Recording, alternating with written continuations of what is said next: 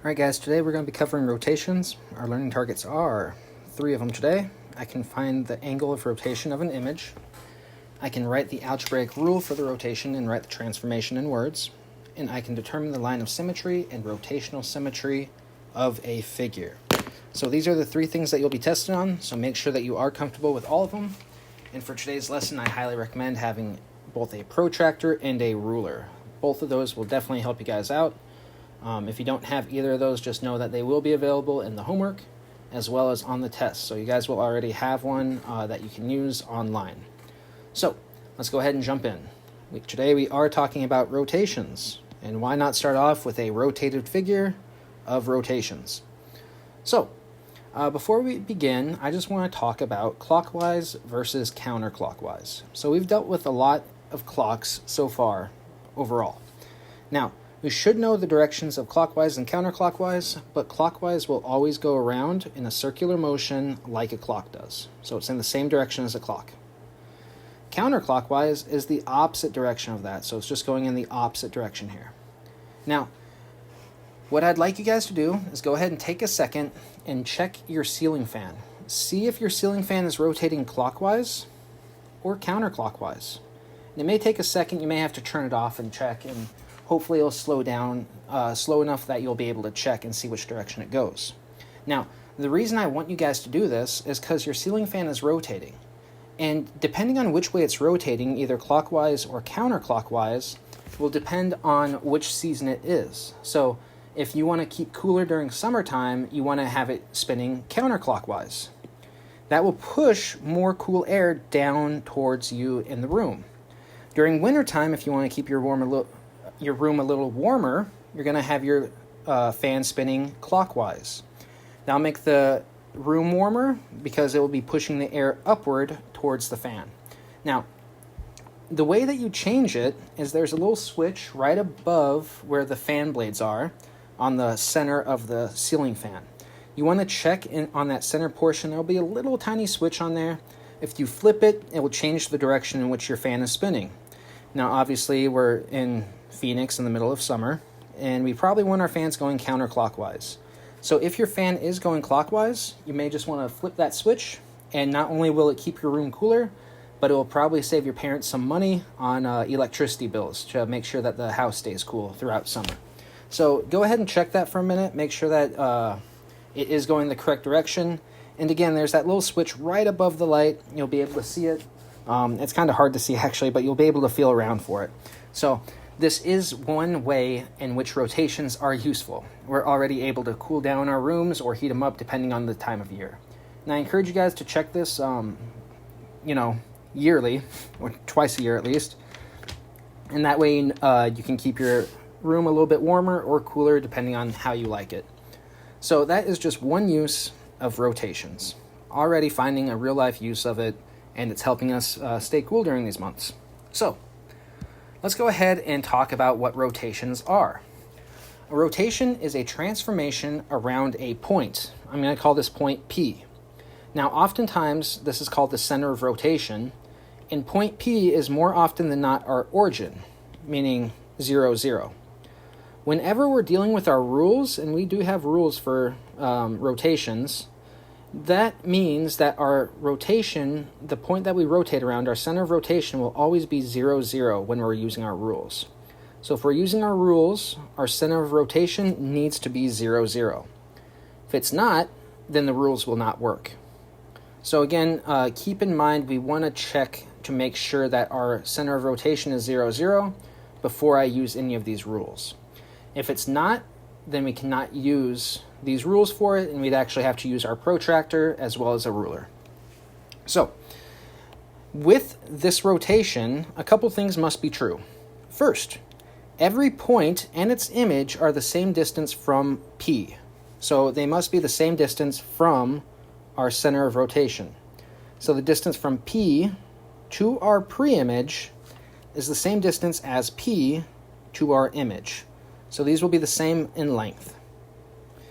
Now, on top of that, all angles with vertex P formed by a point and its image have the same measure.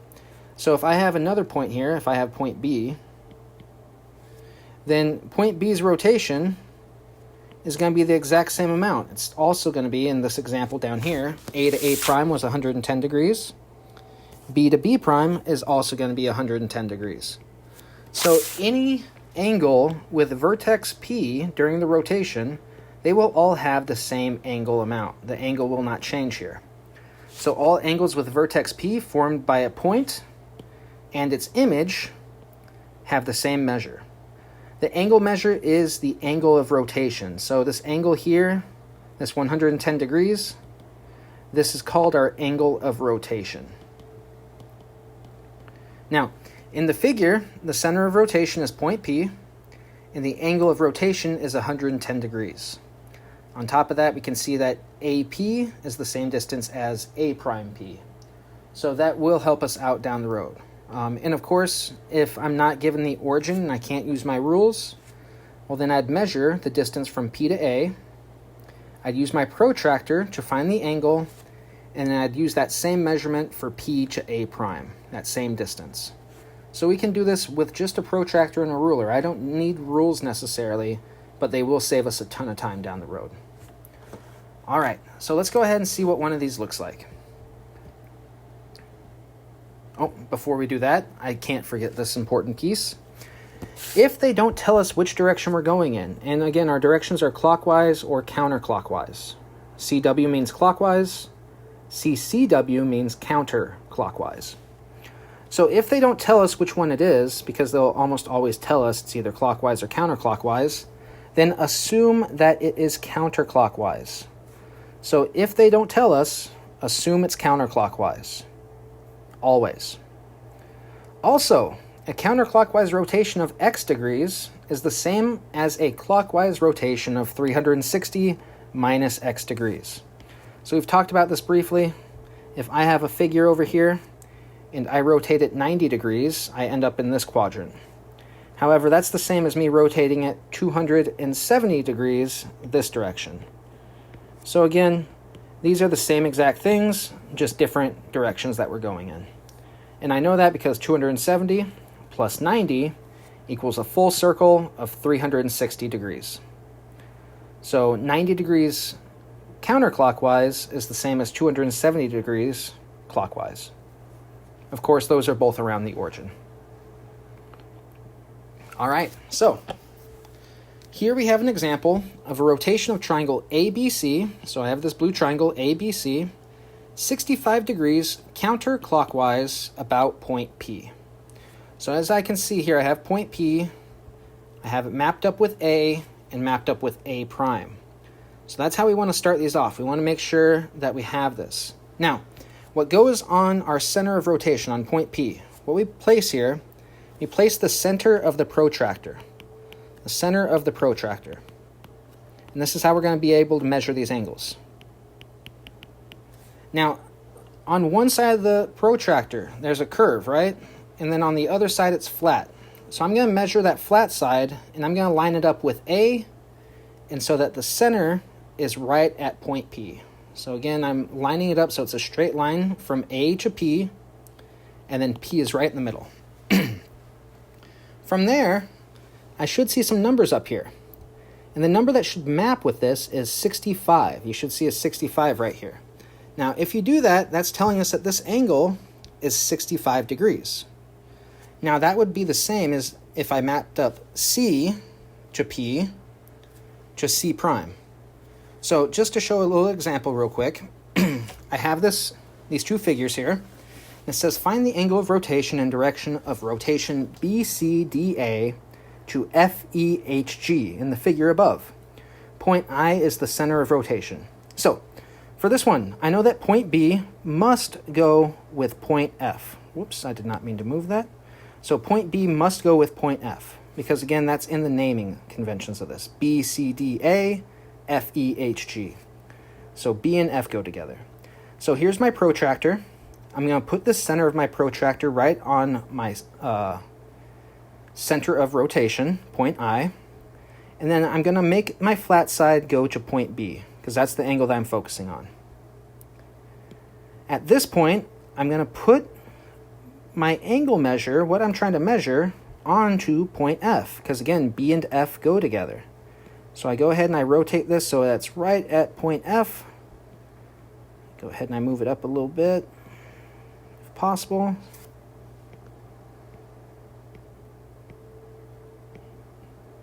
Maybe.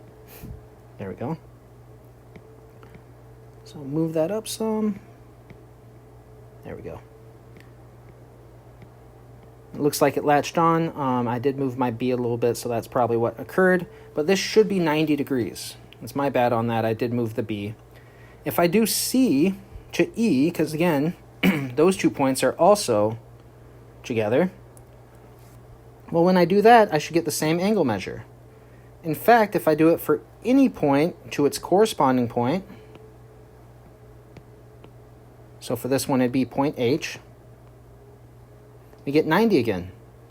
If I go A to G, 90. So we see that no matter what, we keep getting 90 degrees for all these angles. They're all rotating 90 degrees, no matter which angle we choose. So this is just showing how we can measure. Again, I put the flat edge and make a line segment to our center of rotation, and then the curved edge will tell me the angle measure that we're going to. So this is how you guys will be using a protractor. You'll have one in your homework that you can rotate as well. So make sure that you guys utilize it, make sure that you practice it. It will be useful for you guys down the road.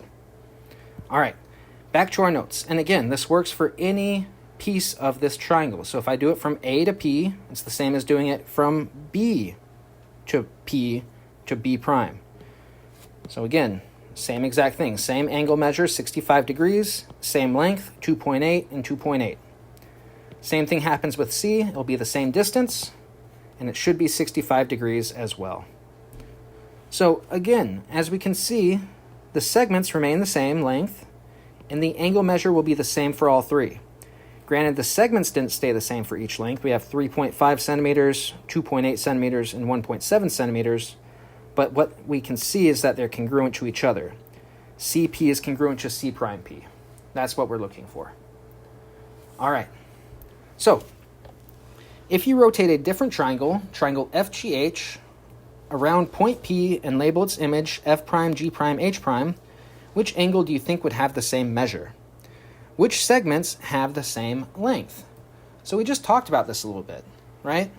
For the same angle measure, well, angle F, P, F prime will have the same angle measure as G, P, G prime, which will have the same angle measure as H, P, H prime.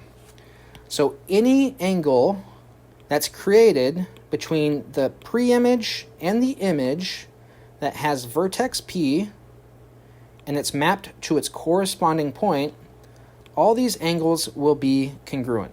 They will all have the same angle measure. In fact, for this one, just eyeballing it, it looks like it's a 90-degree rotation counterclockwise about point P. Now, as for side lengths, segments that have the same angle measure, well, FP will have the same angle measure as F prime P. HP will have the same angle measure as H prime P. And GP will have the same angle measure as G prime P. So again, each corresponding segment will have the same exact angle measure as well as the same distance from the image to the center of rotation as to the center of rotation to the pre-image. So again, these are all going to be the same distance length, same angle measure, just to corresponding pieces though. And as we can see, here is our answer for this once again. All right, so let's go ahead and continue. Let's talk about rotations beyond 180 degrees. We've dealt with 180 degree rotations at max with straight angles, but let's go beyond that. So, you can rotate a figure by more than 180 degrees, and you're going to realize that a lot once we get into trigonometry. The diagram shows counterclockwise rotations of 120 degrees, 240 degrees, and 300 degrees. Note that a rotation of 360 degrees all the way around brings us right back to our starting location. So a rotation of 0 degrees is the same as a rotation of 360 degrees. No matter what, I'll be right back at our starting point. So keep that in mind, and I can rotate anywhere in between here as well. If I want to rotate 220 degrees, we can. 270, definitely. 320, 330, yeah. Anywhere in there, anywhere between 0 and 360 degrees, we can rotate. In fact, if I wanted to rotate, 400 degrees, I'd rotate my full 360, and then I'd still have to rotate 40 more degrees. So I can go beyond 360 even. Just know that that's a full rotation, and then I got to go a little bit extra sometimes. If they just said, rotate 720 degrees, well, that's just 2 full rotations. I'll be right back where we started. So again, depending on how much they're telling you to go, you can keep going all the way around in a circle as many times as you need to. Just depends on the problem and how much they're asking you to rotate. Now, next up, go ahead and take a second. Try and remember the rules for a 90-degree rotation, clockwise, counterclockwise, same with 270, 180, and 360. So try and label all of your rotation rules, because again, those are going to be key for you guys to finish through the test in a quick pace.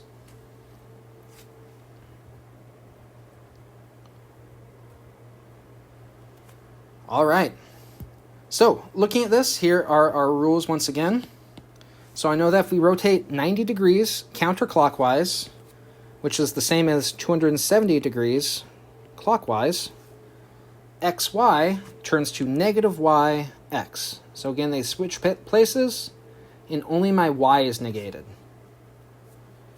180-degree rotation, which is the same as reflection over x then y, the x-axis then over the y-axis. So if I do this sequence of transformations, I'll get the same as 180-degree rotation. And for 180-degree rotation, we just negate both x and y values. So if they were positive, they now become negative. For a 270-degree rotation counterclockwise, that's the same as 90 degrees clockwise. And again, we just see x, y.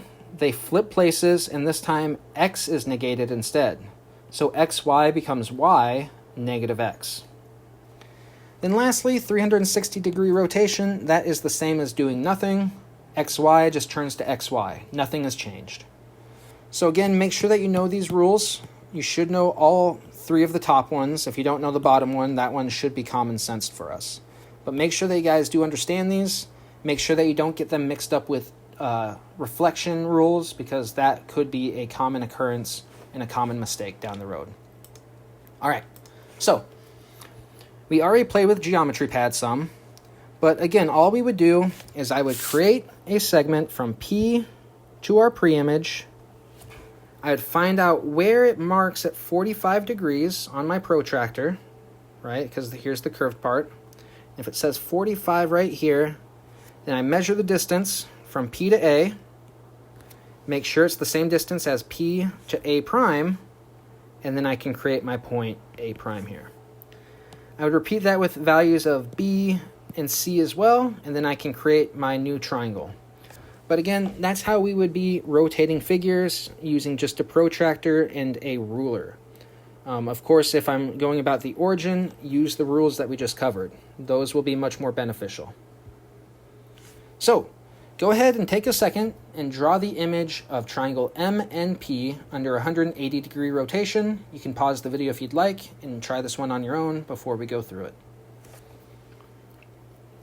All right, so looking at this, if we're doing a 180-degree rotation,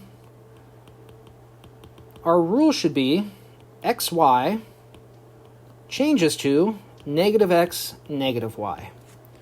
So the only thing that happens is I negate both my x and my y values. They both turn negative. So if I was at negative 1, 0 to begin, I'm now at 1, 0. If I was at negative 2, 4, I'm now at if I was at negative 2, 4, I am now at 2, negative 4. And same thing with n and n prime. So again, this is the same exact thing. 180-degree rotation here. I can see the 180-degree angle. I can see that P is 1 unit away from our origin. Same with P prime being 1 unit away.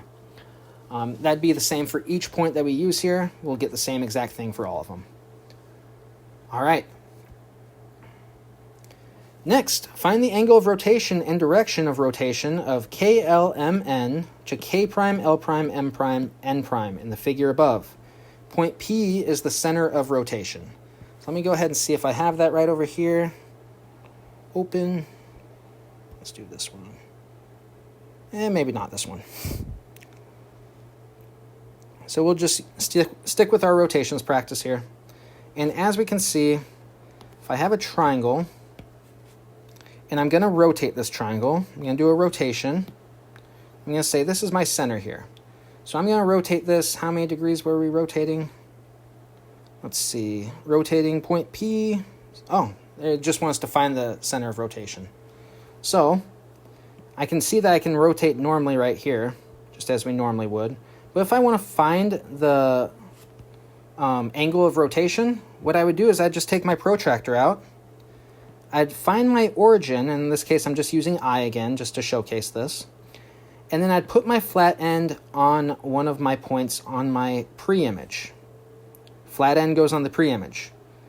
I then go to my image with the curved portion and I find its corresponding angle. In this case it's point F, angle F. So I line it up with point F, the curved end, and I read the angle there, and I see for this angle it's 90 degrees. Now again, I can switch that with any of these and I'll get the same exact answer, as all of them are equal to 90 degrees. So that's how you can kind of find the angle measure with these. I'm not going to spend too much more time on this because we've already done this. But again, put the flat end and line it up with your center of rotation as well as your pre-image. The curved end will be used to find the angle of your image. So just keep that in mind.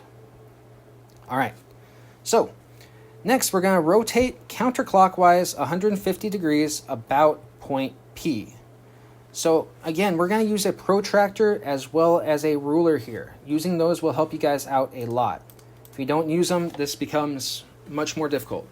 So the first thing I do is I draw a line segment from our center of origin, our center of rotation, to one of our points on the pre-image.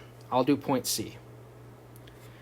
With the center of my protractor at point P and the flat end going along line segment CP, I'm going to measure 150 degrees. So I'm going to find 150 degrees on my protractor. Now I know 150 degrees must be an obtuse angle, so it should be in this area over here. Now when I find 150 degrees, I go ahead and I measure this distance from C to P, and I create a line segment from P to C prime with that 150 degree angle. So here is C prime. It's the same distance from P to C prime as it is from P to C. Also, this angle is 150 degree rotation. I then repeat that process with AP and A prime P, as well as BP and B prime P. So again, flat end goes to our pre-image and to the center of rotation. Curved end finds that 150 degrees for me. And again, it's going to say 150 degrees over here as well. But keep in mind, if I do this angle, this is less than 90, right? This is an acute angle. So I automatically know that that's not going to be the 150. That's going to be the 30 degrees. So again, it's going to map 30 and 150 on both sides. So make sure that you find the obtuse angle, the one that will actually be 150. All right. From here, please rotate the image 180 degrees around the origin. So, if we were to rotate this image 180 degrees around the origin, we know our origin is 0, 0. We also know our rule should be xy turns to negative x, negative y. So if I just mark all these points as 2, negative 1, 4, negative 1, and 1, negative 4, we should be able to rotate that image 180 degrees, and we're left with A prime being at negative 4, 1, B prime being at negative 2, 1, and C prime being at negative 1, 4. So these are our new points for our image. A prime, B prime, C prime. All right, next up, go ahead and try this next one. Oh, my bad. Looks like we are done with this one, luckily. So, with this, here is a hint for the class challenge problem. I encourage you guys to continue working on that because chances of you seeing it next week on the 11th are pretty high when we take our celebration. So I encourage you guys, try this problem out. Make sure that you're getting used to it. This is for bonus points down the road. So if you want to improve your grade, if you're struggling a little bit, this challenge problem will help you guys out. So make sure that you communicate with each other in this challenge problem, and I will also be trying to help you guys out, giving you little hints here and there. So here's my hint. This is a 30, 60, 90 triangle. So the problem has something dealing with the 30, 60, 90 triangle. Make sure that you guys take a look at it. Make sure that you take note of this. The side opposite 30 is x in length. The side opposite 60 is x rad 3 in length. And the side opposite 90 degrees is 2x in length. So keep that in mind as you solve for this, because if you can solve for this length of x, then you'll be able to find the rest of the coordinates. Also keep in mind your picture should look something like this as you draw it up, with our first propeller being flat, our second propeller being over in quadrant 2, and our third propeller being in quadrant 3. So using the special right triangle as well as this picture, hopefully that will help you piece it together a little bit. It's also important to note that these axes intersect at 90 degrees. So keep that in mind. Hopefully this will help some. I'll continue helping you guys out along the way, but make sure that you guys are trying this out because you will see it down the road. Other than that, thank you guys for watching. If you have any questions, please email me. Let me know what's going on. Other than that, take care. I'll see you guys all later. Have a great one.